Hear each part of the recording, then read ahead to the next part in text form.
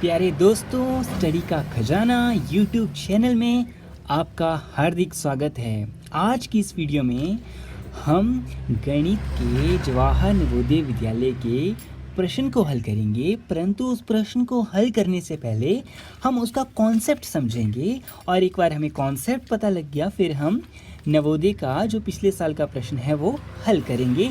दोस्तों, अगर आपने हमारे यूट्यूब चैनल को सब्सक्राइब नहीं किया है तो जल्दी से सब्सक्राइब कर लीजिए, बेल आइकन दबा लीजिए। और अगर आपको ये वीडियो पसंद आए तो लाइक का बटन ज़रूर दबाइए। और यदि कोई आपको डाउट है तो कमेंट सेक्शन में ज़रूर लिखिए। चलिए सॉल्व करते हैं इस प्रश्न को। यहाँ पर प्रश्न दिया गया है, यदि कोई संख्या x किसी अन्य संख्या y से 10% कम है और संख्या y 125 से 10% अधिक है तो x बराबर है। सबसे पहले हमें इसका कॉन्सेप्ट पकड़ना है। देखो यहाँ पर एक वर्ड यूज़ हुआ है कम। क्या वर्ड यूज़ हुआ है? कम। और एक वर्ड यहाँ पर यूज़ हुआ है अधिक। तो यहाँ सिर्फ शब्दों का खेल है। अगर जब भी देखो ये कम, यहाँ पर भी कम वर्ड दिखाई देगा तो इसका मीनिंग क्या है वो, और यहाँ पर जो अधिक वर्ड दिखाई देगा तो इसमें हमें इसका मतलब समझना है, इसका ट्रिक समझना है। तो ट्रिक क्या है? जब भी आप कम शब्द देखेंगे तो वहाँ पर आपने क्या करना है, वहाँ पर आपने क्या करना है, 100 में से क्या करना है, 100 से घटा देना है। जो भी आपको परसेंटेज दी गई होगी, जो भी आपको प्रतिशत दी गई होगी, यानी कम शब्द हुआ तो 100 में से घटाना है। और यदि अधिक शब्द दिया होगा तो हमें 100 में जमा करना है।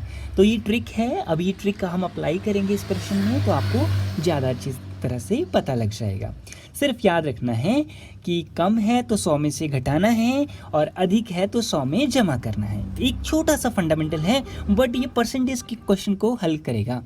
यहाँ पर बोला गया है x और y, यानी x किसके ऊपर डिपेंड है? x हमारी अन्य संख्या y के ऊपर डिपेंड है।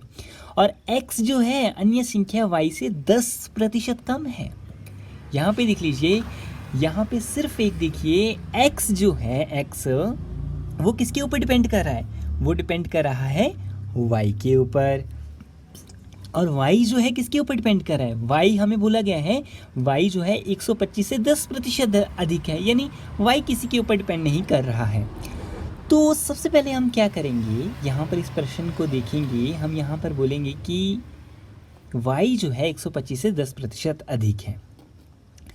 तो सबसे पहले हम y लिख लेते हैं। तो y इज इक्वल टू किसके बराबर आ जाएगा? y हमारा आ जाएगा, यहाँ पे देख लीजिए, 10% अधिक, यानी y का कंपैरिजन किस तरह से दिया गया है? y हमें दिया गया है, y जो है 10% अधिक है, यानी अधिक में हम क्या करते हैं, 100 में जमा कर देते हैं। हमें 10% दी हुई है, 100 में 10 जमा करेंगे तो यहाँ पर क्या आ जाएगा, 110%। 100 में क्या किया हमने, 10% को जमा किया। और यहाँ पर बोला गया है 125, यानी y जो है 125 से 10% अधिक है, तो हम ऑफ कर लेंगे 125।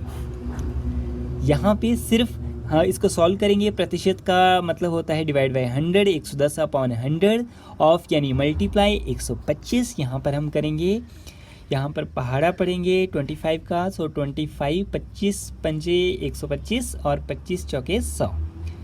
यहाँ पर इसको और सिंप्लीफाई कर लेंगे। सिंप्लीफाई किस तरह से कर लेंगे, यहाँ पर 110 है और मल्टीप्लाई 5 है और डिवाइड बाई कितना है, 4 है। और अभी हम इसको सॉल्व कर लेंगे। यहाँ पर आएगा 550/4 और इसको अगर हम डिवाइड करेंगे तो डिवाइड करने के बाद हमारे पास जो यहाँ पे रकम आ जाएगी वो आ जाएगी 137.50। तो ये हमारे पास y की जो वैल्यू है वो यहाँ पर आ गई। सिर्फ सिंपल सा कॉन्सेप्ट था, प्रतिशत दी हुई थी और हमें अधिक वर्ड यूज़ ये दिया गया था तो हमने ऐड करा और उसको सिंप्लीफाई किया। और हमें बोला गया है x किसी अन्य संख्या से 10% कम है, तो 10% बोला गया है और यहाँ पर एक x बोला गया है। और जो 10% कम यानी 100 में से आपको वो प्रतिशत घटानी है, तो 100 में से घटा देंगे। तो उसी तरह से, और ये x का जो कंपैरिजन है वो इस तरह से दिया गया है कि x जो है डिपेंड करेगा y के ऊपर, किसी अन्य वेरिएबल के ऊपर, यानी x इज इक्वल टू कितना हो जाएगा, यहाँ पे प्रतिशत कितनी दी थी, वो थी 10%, पर यहाँ पर कम वर्ड यूज़ हुआ है और किससे, वाई से कंपैरिजन हुआ है, यानी 10% थी, कम थी, 100 में से 10 घटाए कितने रह गई, 90%। और वाई दिया गया है तो ऑफ वाई लिख देंगे क्योंकि जिसके साथ कंपैरिजन किया गया है। तो इस तरह से यहाँ पर और y की वैल्यू ऑलरेडी हमने कैलकुलेट करी है, y की वैल्यू हमने ऑलरेडी कैलकुलेट करी है, तो हम क्या करेंगे, y की वैल्यू यहाँ पर पुट कर देंगे। तो x की वैल्यू कितनी आ जाएगी, x की वैल्यू आ जाएगी हमारे पास 90 बटा यहाँ पर आ जाएगा 100 यानी मल्टीप्लाई, और y की वैल्यू हम पुट कर देंगे, यहाँ पर आ जाएगा 137.50। और इसके बाद हम क्या करेंगे, यहाँ पर देख लीजिए, यहाँ पे इसको सॉल्व करेंगे तो 0 से 0 कैंसिल आउट हो जाएगी, और यहाँ पे इसको और सिंप्लीफाई करेंगे तो यहाँ पे आ जाएगा 90 मल्टीप्लाई, यहाँ पर 1.1 स्थान यहाँ पे इस साइड को हो जाएगा, यानी यहाँ पर आ जाएगा 13.75। तो इस तरह से आप सिंप्लीफाई करेंगे। अब इन दोनों को मल्टीप्लाई करेंगे तो मल्टीप्लाई करने के बाद हमारे पास आ जाएगा 123.75। तो x की वैल्यू हमारे पास यहाँ पर आ गई 123.75, यानी option A is the right choice. यहाँ पर हमने सिर्फ ट्रिक समझा और ट्रिक से सिंप्लीफाई बहुत अच्छी तरह से हुई। So option A is the right choice. दोस्तों, इस प्रश्न का सॉल्यूशन देखने से पहले आप खुद सॉल्व करिए, फिर कमेंट में लिखिए आंसर और उसके बाद सॉल्यूशन देखिए। यहाँ पे प्रश्न है, एक संख्या b किसी अन्य संख्या c से 10% कम है तथा c 150 से 5% अधिक है तो b बराबर है।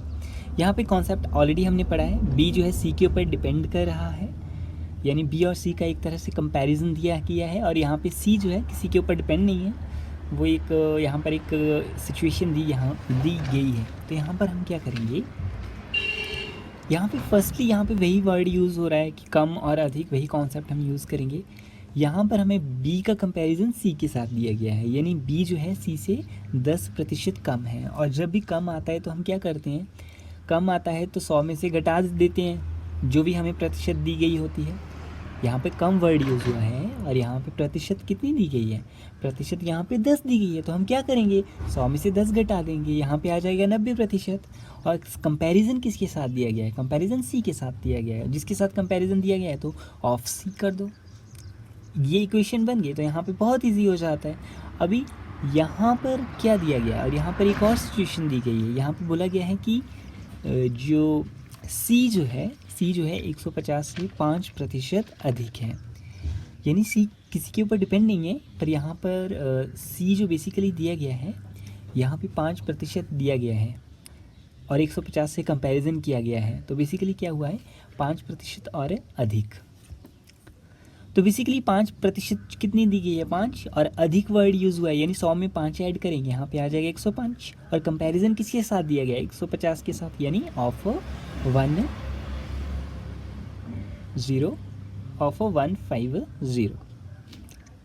यानी 105 मल्टीप्लाई कितना आ जाएगा, मल्टीप्लाई आ जाएगा यहाँ पे किसके साथ कंपैरिजन दिया गया है, कंपैरिजन यहाँ पे दिया गया है 150 के साथ। 105% यानी 105/100 मल्टीप्लाई 150। यहाँ पे अब हम क्या करेंगे, 0 से 0 कट जाएगा, 5 3 ज़ा 15, 5 2 ज़ा 10। यहाँ पर हमारे पास आ जाएगा, इसको सॉल्व करेंगे, 105 को मल्टीप्लाई करेंगे 3 के साथ, डिवाइड बाई 2, और इसको सॉल्व करेंगे तो सॉल्व करने पे 105 को 3 से मल्टीप्लाई करेंगे, यहाँ पर आ जाएगा 315 डिवाइड बाई 2। इसको अभी सॉल्व करेंगे तो यहाँ पर दशमलव में हमारे पास जो इसको सॉल्व करने पे आ जाएगा वैल्यू, तो वो वैल्यू यहाँ पर आ जाएगी, यानी सी की वैल्यू यहाँ पर आ जाएगी 157.5। अब ये जो वैल्यू है ये है सी की वैल्यू। अब सी की वैल्यू हम वहाँ पे पुट कर देंगे, यानी ये हमारे पास सी की वैल्यू आ गई। अब सी की वैल्यू हम दूसरी इक्वेशन में यहाँ पे पुट कर देंगे, और यहाँ पे बी क्या था, बी था 90% ऑफ सी, यानी b इज इक्वल टू कितना आ जाएगा, b आ जाएगा 90 डिवाइड बाई 100 मल्टीप्लाई c की वैल्यू कितनी थी, c की वैल्यू थी 157.5, और यहाँ पर 0 0 0 कैंसिल हो जाएगा और यहाँ पर आ जाएगा, इसको सॉल्व करेंगे तो यहाँ पर आ जाएगा 157.5 मल्टीप्लाई 9 अपॉन 10। और इसको अगर हम सॉल्व करेंगे तो सॉल्व करने पे हमारे पास जो आंसर आएगा वो आ जाएगा, सॉल्व करेंगे 141.75। तो यदि अगर हम ऑप्शन देखें तो option D is the right choice. तो इस तरह से पहले हमने कॉन्सेप्ट करा और उसके बाद जवाहर नवोदय विद्यालय का प्रश्न हल किया। इस तरह से और भी आप प्रश्न यहाँ पे कर सकते हैं और प्रैक्टिस करते रहिए। और यदि आपको कोई डाउट है तो कमेंट सेक्शन में लिखिए। Thank you.